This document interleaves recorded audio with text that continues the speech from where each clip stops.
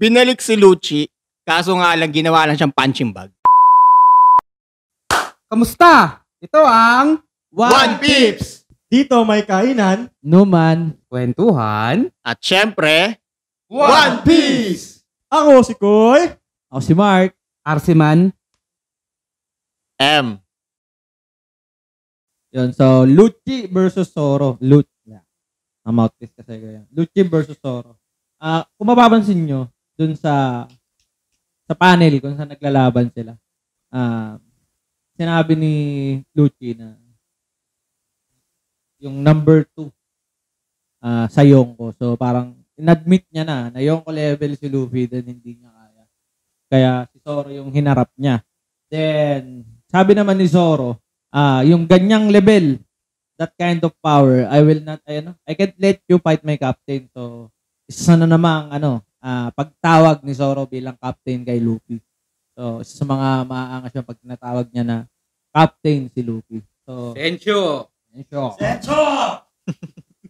So yung sinabi niya doon na hindi ko hahayaan na parang in Tagalog, hindi ko pwedeng hayaan na makalaban mo yung captain ko ng ganyang klase ng lakas. Parang ang sarcastic or double meaning. Kasi kung mapapansin nyo, hindi mo alam kung kino-considered ba ni Zoro na malakas si Lucci o isa na naman sa mahihinang nilalang na ba't ka pa pupunta sa kapitan namin? Ako kaya kitang labanan.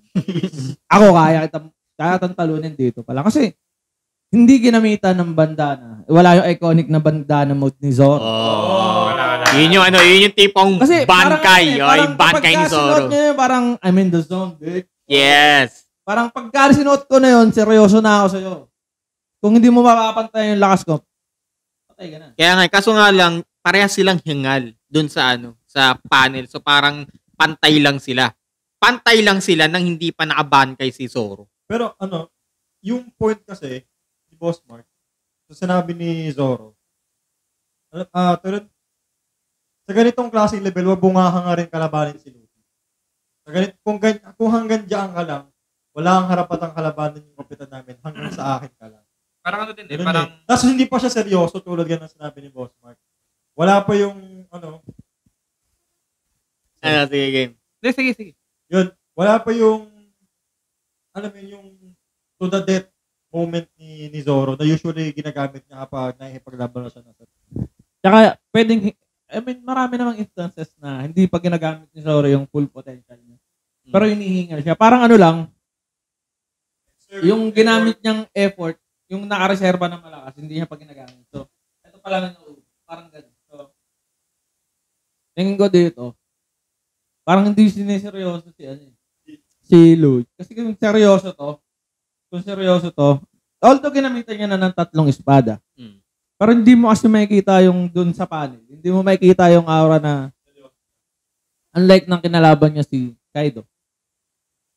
Talagang parang ginamitan niya ng ultimate technique.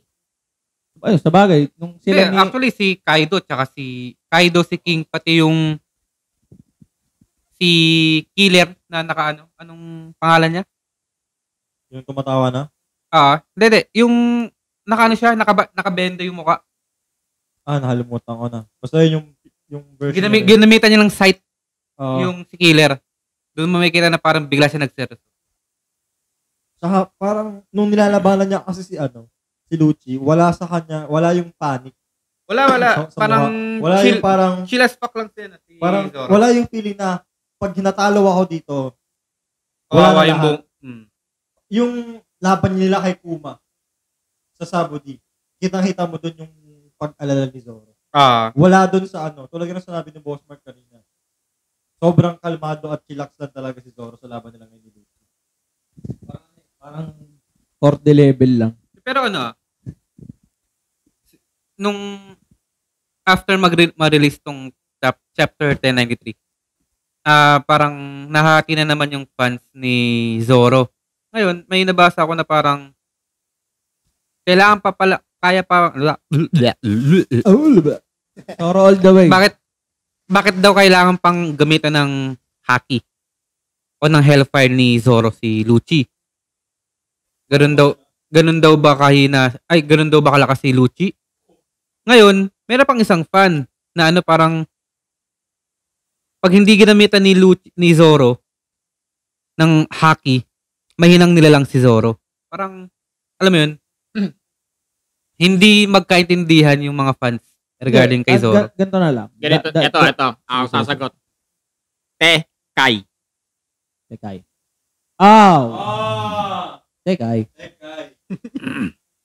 Sa mga hindi nakakaalala ko ano yung Tekay, yung armament, yung version ng armament haki ng mga nasa world government, yung mga Iba yung pangalan ng agents. Yung nila, body strengthening kung tawagin. Iron body ata ang tawag. Ano yun? Parang hardening yun. Parang ganun. Body hardening. Yun. So, yun.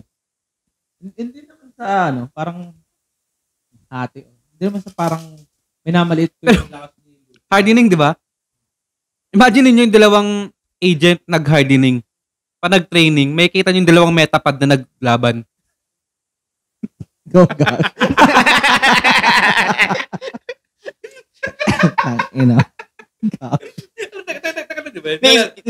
Isipin mo. Sentomaro na ganyan lang.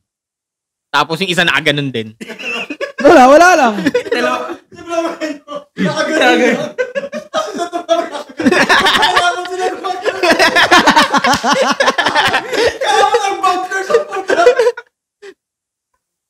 Dalawang metapad. Hindi mo parang ang hirap i-distinguish kung seryoso ba si Zoro or nalalakasan ba siya kay Lucci o parang binabata niya lang si Lucci dahil hindi niya pinapakita yung full potential. Tsaka yung sinabi niya doon sa panel na yun, double meaning kasi. Ang hirap mo kasing parang ang hirap mo sabihin na ang lakas. Parang sabihin niya na malakas ka masyado. Pag natalo na naman captain namin. Although hindi naman na siya nanalo, di ba? Hindi pa nakanika form si Luffy. Pero ito pa, pag natalo na naman ni Zoro si Lucci, dito mo masasabi na hindi na kailangan ng Devil Fruit. Para labanan mo. Hindi, para umangat.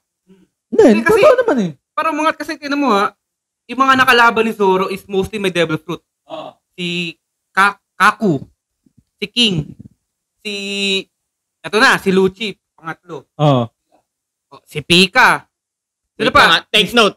Mr. One. Si Lucci, awakened. Awakened pa. Sorry. Di ba? Awakened. Nadala ng bukso ng damdamin. Awakened pa. Nandun binuhos na lang doon sa sentence na yun. Huwag mo na i-cut, i-blip mo na lang para mas malupit. Di ba?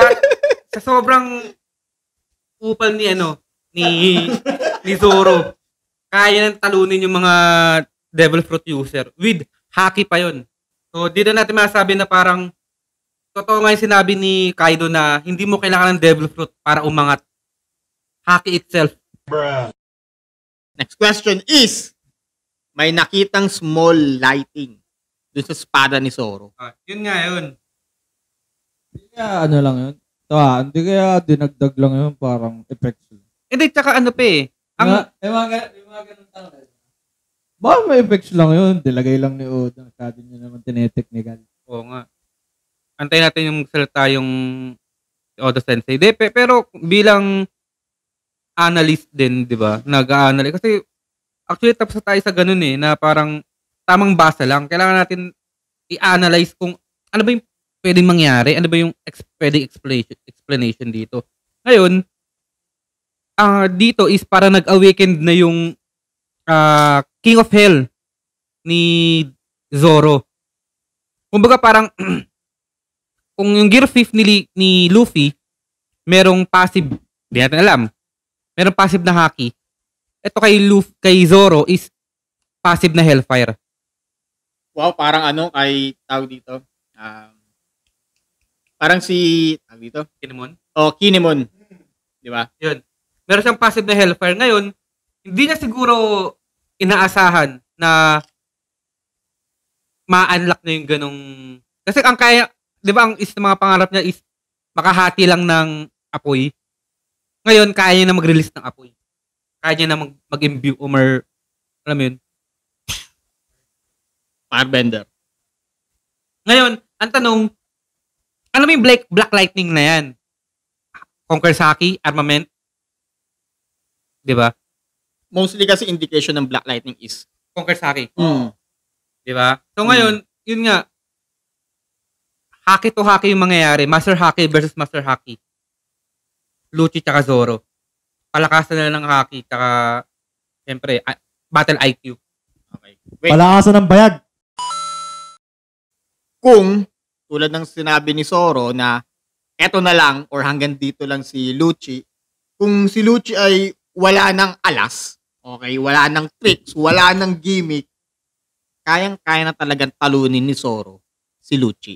Kasi hanggang dito na lang yung threshold niya. Parang bebasicin na lang talaga si Lucci. Oo. Ito pa, ginawa ni Kaku. 'Di ba? Nag-sneak attack kay Zoro. Binasic. Oo. Awaken pa ba yun? Iyay lang eh. Awaken ba yung ginawa ni Kaku nun? Hindi ko sigurado kung awaken attack yun. Pero most probably may haki yun. 'Di ba? Actually, limot na natin kasi past chapters na eh. Pero pa-double check na lang. Yun nga. Parang dati nahirapan siya kay Kaku. Oo. Ennis Lobby. Ngayon, parang The fuck? ano ba naman yun? Yun na yun. Sino ka para gisingin yung pagtulog ko? Who the fuck are you to wake me up, Bert? Ultra Instinct. Sa sobrang hina mo, alarm clock ka lang ni Zoro.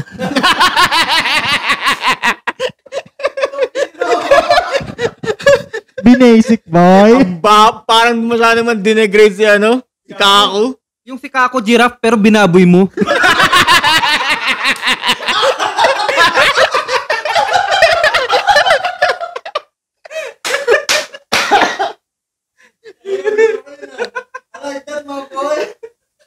Malupit. Literal kasi binasic niya na lang si Kaku. Hindi ko nga alam ba't binalik pa sila. Tama na. Kako, sa sobrang hina mo. Hindi ka na namin makalala. Hindi, ang malupit doon, pinalik sila, binigyan silang power up, wala pa rin. Yung screen time nila, para lang sa power up ni Zoro. Pinakita yung lakas mo para ipakita na mas malakas sila. Ganun lang yan. Hindi, tawag dito, binalik si Lucci para lang sa dating laban, ipakita yung dating laban ni Luffy, tsaka niya, kaso nga lang ginawa lang siyang punching bag. Pinakita lang doon na kahit sabihin mo na nagkaroon sila ng power up pareho, yung level ng power up nila is hindi magkapareho. Malaki yung pagkakaiba na naging power up na naging experience nila Luffy ng Straw Hat kesa sa naging experience ng CP0. Kaya nga hindi matanggap ni Lucci na Emperor Zeno. Pero tinanggap niya na dito. Wala siya nagawa eh. Kasi ano bang mode ni Luffy no? Parang wala nga lang eh. 'Di ba? Terrapin, Gear 4 lang ginawa niya. Wala lang. Siya awakened. Parang ginawa niya lang pacifista si Lucci. Parang ganun. Yung time na bumalik sila ng Sabody. Parang ganun na lang si Lucci kay Luffy. Yan too slow. Ano mo, be? Tapos isang utusan ka lang, tulog ka. Nung Ennis Lobby art, sila no? Sila yung pick, di ba? Sila yung tinitingin na natin as, wala, gear 2 na si Luffy, hinang-hina na si Luffy. Hirap na si Luffy. Ilang ilang episode tsaka chapter yun? Oo. Ngayon, binabalasubas na lang. Binalik ni Oda para magpakita ng power up. Okay na. Awat na. Awat na ba? Marami na magalit na pan ni Lucci. Kung nagustuhan nyo yung mga video namin, you can like, comment, share, and subscribe sa aming YouTube channel. I-follow nyo na rin kami sa Facebook para updated kayo lagi sa mga gagawin naming videos regarding sa topic ng One Piece at sa mga chapter na darating.